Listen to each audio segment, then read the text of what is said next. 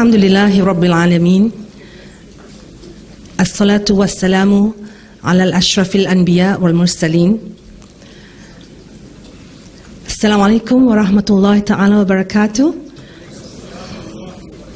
Good evening and welcome to tonight's talk. My name is Soraya Khairuddin and I'm your MC for the night. Tonight's talk is a culmination of a month-long series of really excellent and exciting talks and events that began with Riz. And tonight wouldn't be possible without the cooperation and dedication of 4 key organizations: Mbara, Idcon Integrated School, Majlis Al Rauda, and Al Ghazali Center. Welcome, everyone. In a world where monoculture exists in almost every aspect of our lives, the unique and blessed roles of each gender is not only blurred, but mired in a monoculture of blandness and sameness. This lecture will address the nobility that comes with being a man or a woman. Our first speaker today is Imam Afroz Ali, and he has had the advantage of a modern university education, as well as more traditional-based studies in places like Yemen, America, and Mauritania. He has received licenses or ijazas to teach from some of the most esteemed scholars of our time. Imam Afroz is a co-founder of Seekers Hub Global with Sheikh Faraz Rabbani, and is the founder of Al Ghazali Center, his real passion, where he serves as a scholar in residence. He also conducts corporate training on multiple subjects.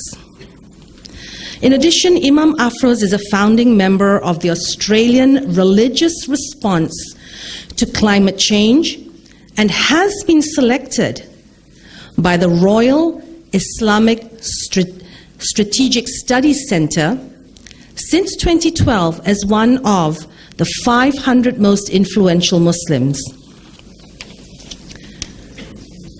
Imam Afroz deeply understands the power that role models and leaders have in nurturing excellence in others, and he also likes the occasional game of soccer and cricket.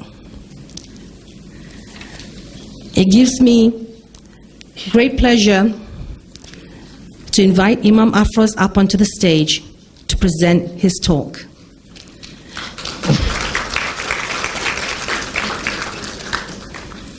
Imam Afroz will focus on the modern problem of diminished manhood and shatter some misconceptions of what it means to be a man in contemporary society, and what are the key paradigm shifts that are needed in order to reorient the male towards achieving his full potential as a man. Bismillah ar-Rahman ar-Rahim.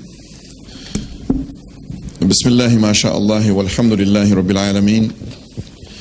Wa sallallahu ala sayyidina wa maulana Muhammadin wa ala alihi wa sahbihi ajma'in. Subhanaka la ilma lana illa ma 'allamtana innaka antal alimul hakim. Wa la hawla wa la quwwata illa billahi al-aliyyil azim. Assalamu alaikum wa rahmatullahi wa barakatuh. 3 things is getting me very nervous. First and foremost, our Sheikh, Dr. Omar, sitting right in front here. Secondly, it's freezing in here. And thirdly, I've only got 30 minutes to speak about a pretty controversial talk. I was specifically asked to, in fact, speak about a contemporary phenomenon in which the male's role as well as the status is being undermined by males themselves, as well as a society that in fact is out there. And I will be speaking a little bit about that in order to, inshallah ta'ala, not to criticize, but to motivate, encourage, and hopefully, inshallah ta'ala, to help us to see how we can change the current dilemma, and I think in many ways a catastrophe, that males are not standing to the challenges that they have been given forward, and our sisters, the females, the women, who are in fact doing more than the call of duty upon them. And there is a reason that in fact this particular question has to be addressed. And I think we as males in the XY world, we need to stand up and self-critique ourselves as opposed to everybody else. Well, there's not everybody else, there's another gender, that's all I think, that would do so, because that might sound as if it is a gender war that is going out there. And I think we have to actually stand to speak about that. For example, I come from Australia, and for Australians, we have to speak about the plight of the Aboriginal people, as opposed to the Aboriginal people constantly speaking about their plight, because soon it starts to sound like as if they're complaining about it. And I think this is a critical element that we have to actually take into account, so please allow me to challenge our thoughts. First and foremost, why is it important to critique and discuss the male, and why females ought to be given a priority today more than ever? Gender is a unique gift from Allah subhanahu wa ta'ala, but with this gift comes responsibilities that fulfill each other's rights. Gender is less about equality and more about balance, equity, and completeness, because men and women are in fact different. On the one hand, equality for access to education, for example, must be upheld for everybody. But women are disadvantaged in a mainly patriarchal world today, and as such must be given a greater priority and facilitation to fill the gap that exists. As an example, thus being equitable to their needs by additional effort over and beyond what may be granted to men, in order that there is a just and balanced completeness between the two genders. The diagram over here, I think, really shows how the concept of equality becomes problematic. That in fact it is the equity that we seek, where people who at any point of time have a lesser opportunity because of external forces. And I think in my personal opinion today, it is a negatively patriarchal world. And we need both, quoting our dear teacher Dr. Omar, we need both a patriarchal and a matriarchal world, and that they both in fact complement each other. Of course, the reality is neither equitable or equal, as the diagram suggests. I wanted to share a lion story and take from this particular story of the lion and seeing the men in this regard. And we may see the National Geographic documentaries about this and get really excited about the lion, but we need to understand what's happening behind the scene in this regard, what the lion is all about. And the reason why I'm using the lion as an analogy, because often today particularly the men is only seen when they seem to project a macho attitude. But everything has their place. And is it the machoism of the man that makes a man, or is it something else? So let me talk a little bit about the lion. First and foremost, a lion leaves its pride to work, to go around and protect its pride for up to 12 days a time. It separates itself from the pride, and in fact, its responsibility being protecting the family requires 2 to 3 lions in a particular pride to cover approximately 200 square kilometers. 200 square kilometers is similar to your federal territory of Malaysia, which I think includes Putrajaya, Kuala Lumpur, and there's Labuan. There you go. So I knew 2 out of 3. That'll get me pass in the Malaysian exams.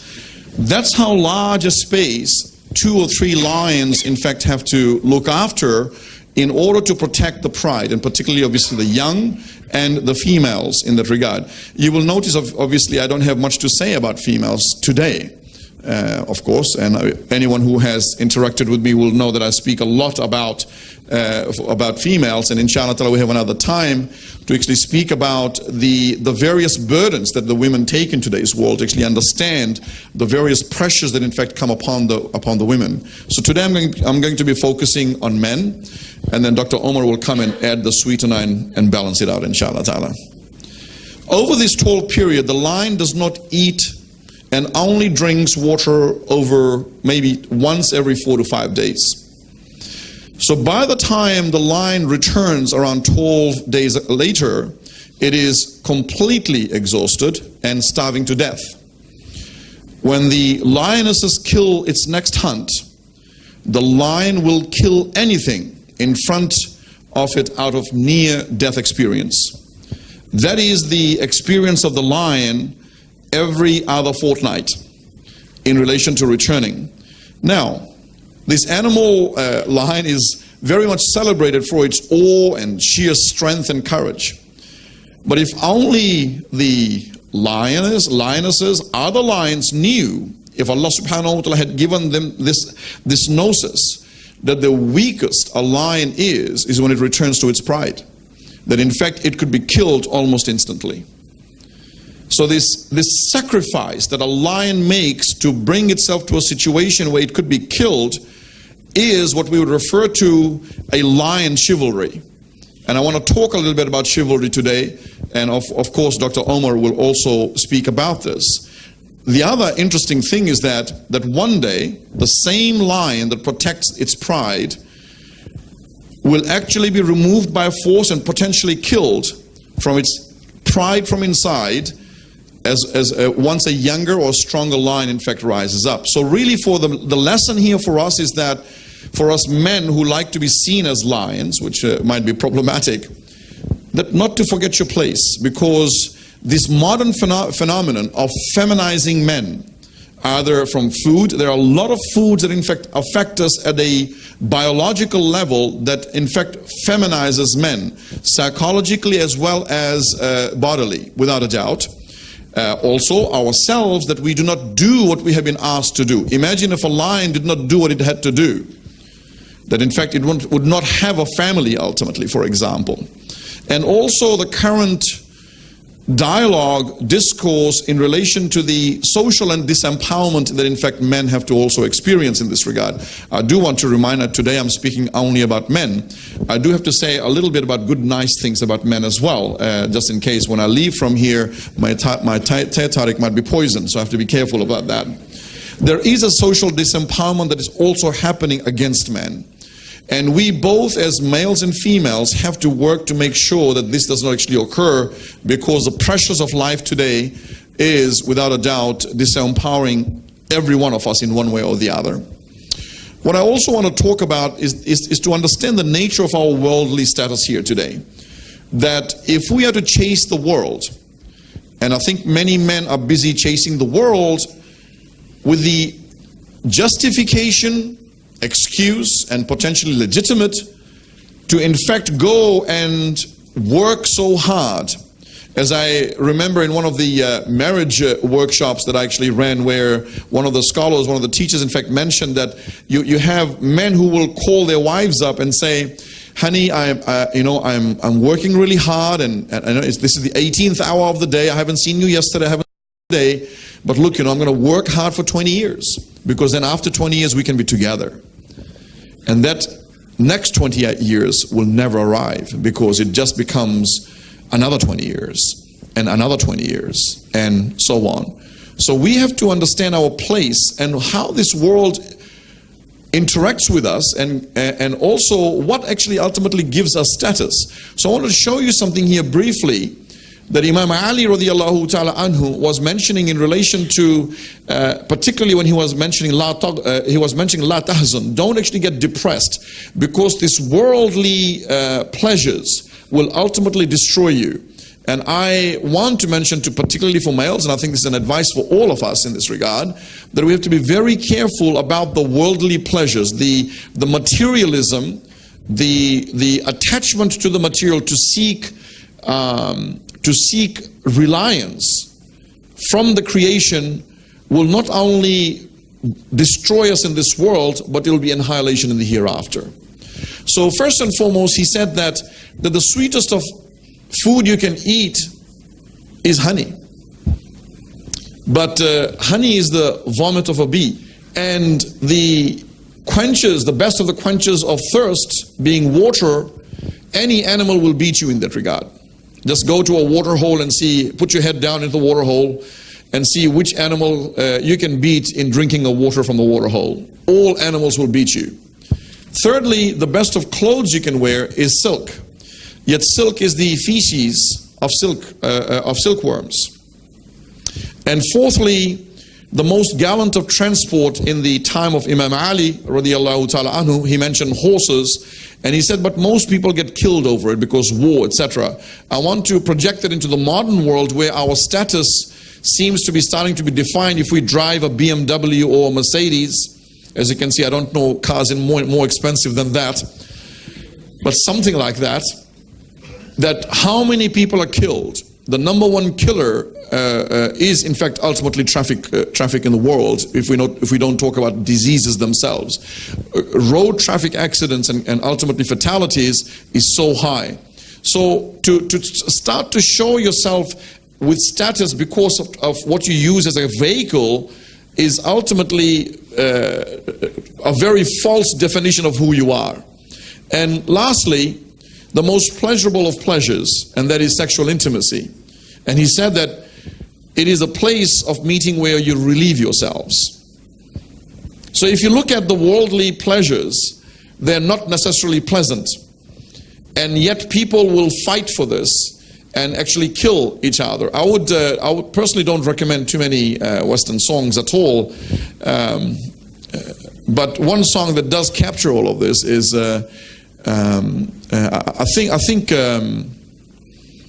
I think Seal is the second singer. There's an original singer to the song called "This Is a Man's World." Does anybody know who's the first singer? You know that American singer who, living in America. Aye, that guy. Does anybody know his name? You're all so pious, mashallah ta'ala. Barakallahu feekum. Alhamdulillah. So do not define yourself with the material. And we as men, we have to be very careful of this because our work, our nature can lead us to be attached to the very creation which ultimately destroys us. And so to enter into the conversation of chivalry, the story of Futuwa, the closest word to Futuwa would be chivalry. That chivalry is in fact not a man who can fight a war. And again, I want to remind, I'm speaking from the concept, from the perspective of a man, but who can give his life fighting for others. And we had at RIS, and Dr. Omar repeated a number of times for a few years, in fact, about the status of who Muhammad Ali was. That one of the quotes which came from Harun Sellers, he said that Muhammad Ali was not great because he knocked down a dozen of people, but that he lifted the lives of millions. This is what chivalry is about. Secondly, that chivalry is not about fighting for your rights, but foregoing them for the good of others. And thirdly, chivalry is not about being tough against others, but having the courage to be gentle in tough times. This is chivalry. Selflessness, gentleness. I do want to read a story that in fact is narrated by Imam Sulami as well as Ibn Kathir and others in relation to the story of Futuwa. And his Kitab al-Futuwa, he mentions a particular circumstance in relation to the time of Umar bin al-Khattab radiyallahu ta'ala anhu. So let me read this. It narrates that 3 young and handsome men approached Umar radiyallahu ta'ala anhu and introduced themselves. 2 of them were brothers, and the third was a person that came with them but had killed the father of the 2 brothers standing next to him. The 2 brothers explained that this third person was a murderer, having killed their father, and they wanted a had punishment to be implemented on the person. Umar bin al-Khattab radiyallahu ta'ala anhu mentions, he turns to the third person and asks him in relation to explaining himself, and the young man said, what actually happened? He said that I came here, in fact, by my own accord. In fact, the brothers did not bring me here because they didn't even see me kill their father. But Allah subhanahu wa ta'ala is my witness that the 2 brothers are telling the truth. Let me explain to you, he said, what had happened. He says, I was coming to Medina on my horse to visit the grave of the Prophet sallallahu alaihi wasallam.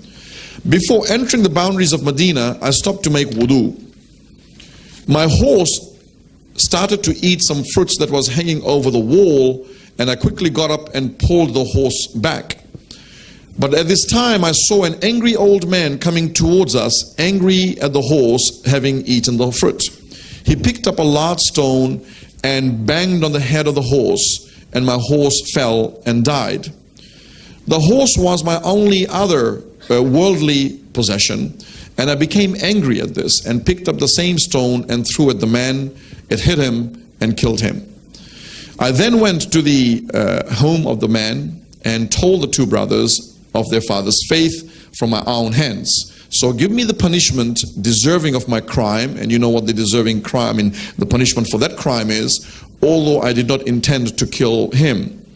Umar bin al-Khattab radiallahu ta'ala anhu said to the young man that the punishment for murder was execution, and that his admission is sufficient for him now to be punished.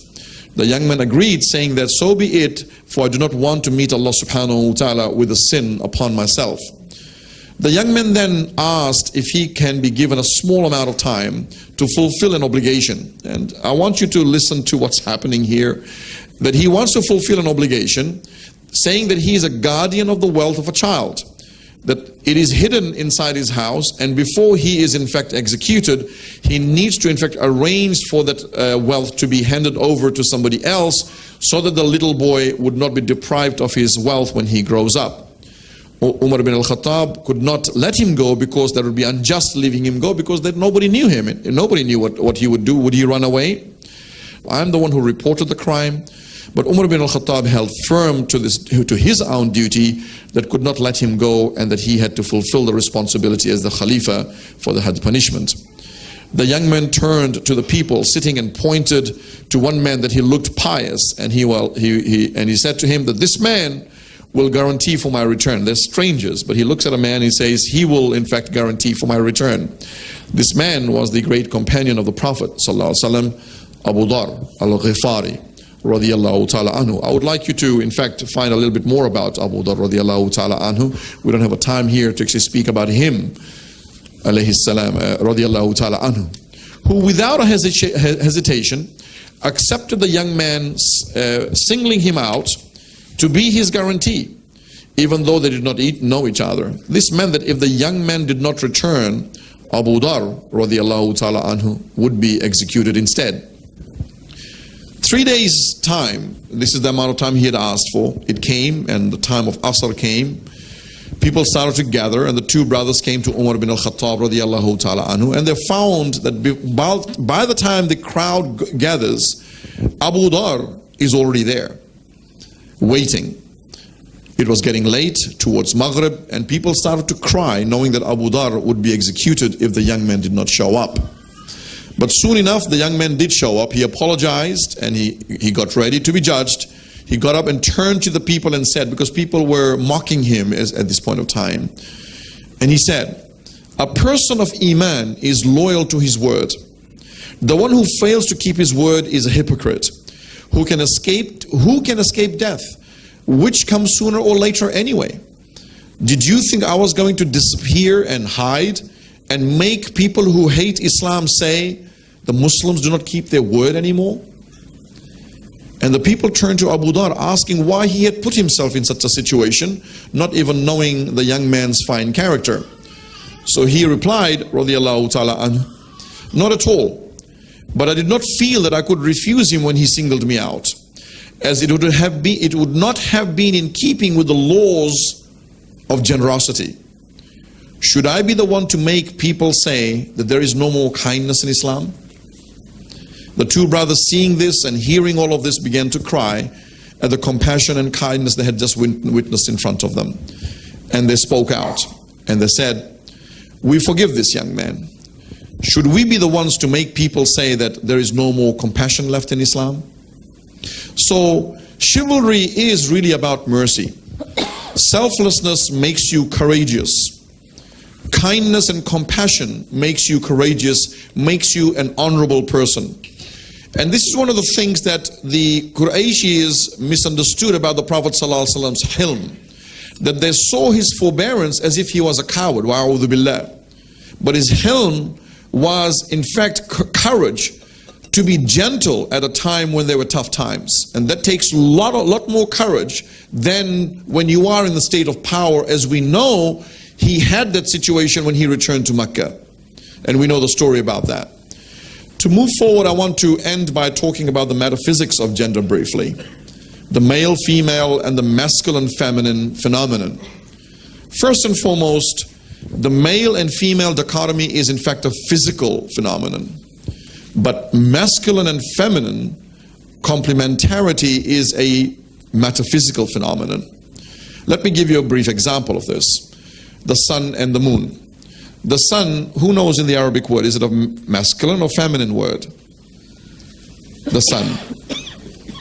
It's a feminine word. And the moon? Of course, it's got to be masculine. It's the other way, right? It's not the other way around. There's no third choice there. At least in metaphysics, there is no third choice. I don't think there is. The sun's light is what in fact falls upon the moon. So this male moon reflects the beauty of the feminine sun. Its beauty is only appreciated in other words, the moon's beauty is only appreciated if it reflects the feminine. But also understand that the superb radiance of the feminine sun is only appreciated through the humbled moon. The sun is very difficult to see. In fact, you have to veil the sun to see it. I hope you are making connections there. Similarly, it is for example, the masculine shadow that allows us to appreciate the majesty and the beauty of the sun. The shadow tells us a lot about sun. What we know about the sun, in fact, a lot of it is based on what the shadow does. And in fact, a lot that we know about the sun is what the moon does itself. So really, ultimately,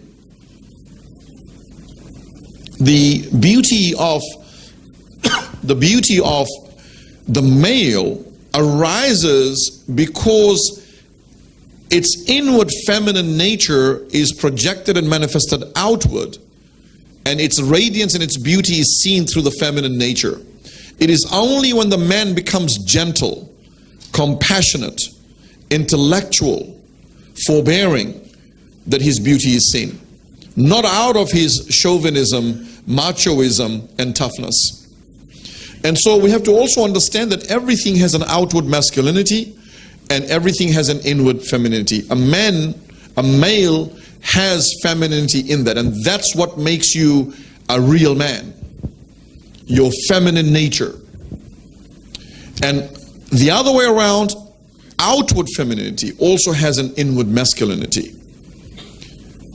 So we have to understand that as men, it is very important that we in fact bring out from us, understanding in a very conscious manner, that it is our feminine nature that ultimately makes us strong. The masculine qualities are seen through those feminine nature. It's very, very easy to see a person who is so kind, so gentle, etc., which are feminine qualities by which in fact the male is decorated. So the lessons here, as I end, the lessons on chivalry. First and foremost, I want to say to you as a man, for you as men here, to be a serving lion. Your greatness is from your selflessness.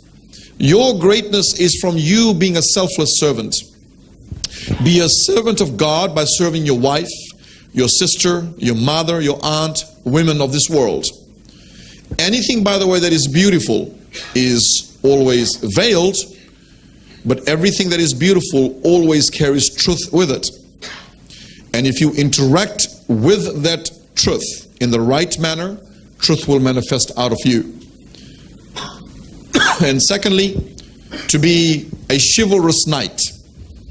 Be a selfless servant, be humble, and you will be elevated by Allah subhanahu wa ta'ala.